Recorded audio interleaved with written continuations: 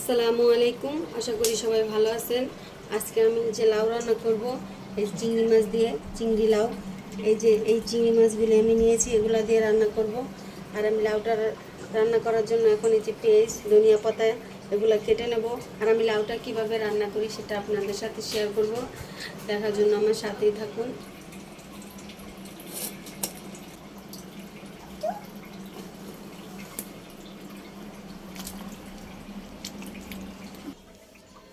এই যে লাউটা আমি ছুলে এই যে ধুয়ে নিয়েছি, এখন আমি কাটবো। এটা কাটার পরে আর আমি ধুবো না।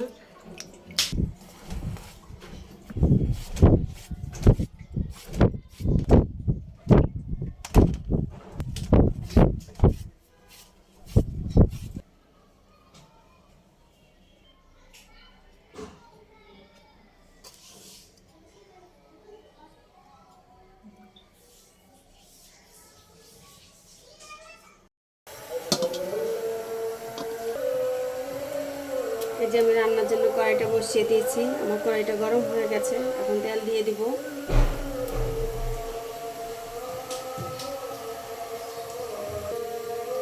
পেঁয়াজটা দিয়ে দেবো। চিংড়ি মাছটা দিয়ে দিব। চিংড়ি মাছের এই যে মাথাগুলি আমি বেটে নিয়েছি।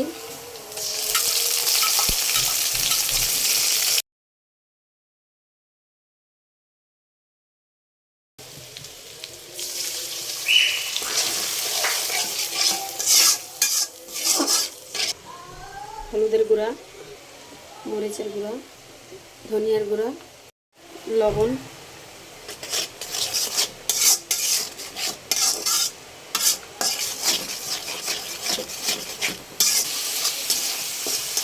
এই যে আমার মশলাটা কষানো হয়ে গেছে, এখন আমি লাউটা দিয়ে দেবো।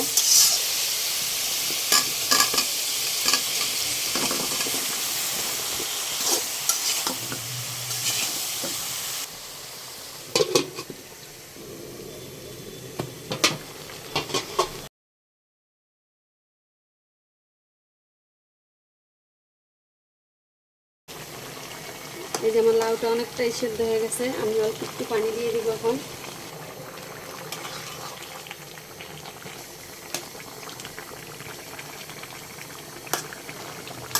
এই যে আমার লাউটা দেখুন সবুজ সবুজ রয়ে গেছে, এর কারণ আমি গরম পানি দিয়েছি, ঠান্ডা পানি দিইনি।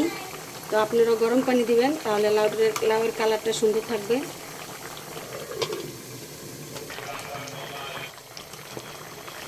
এখন আমি ধনিয়া পাতাটা দিয়ে দিব ছিঁড়ে।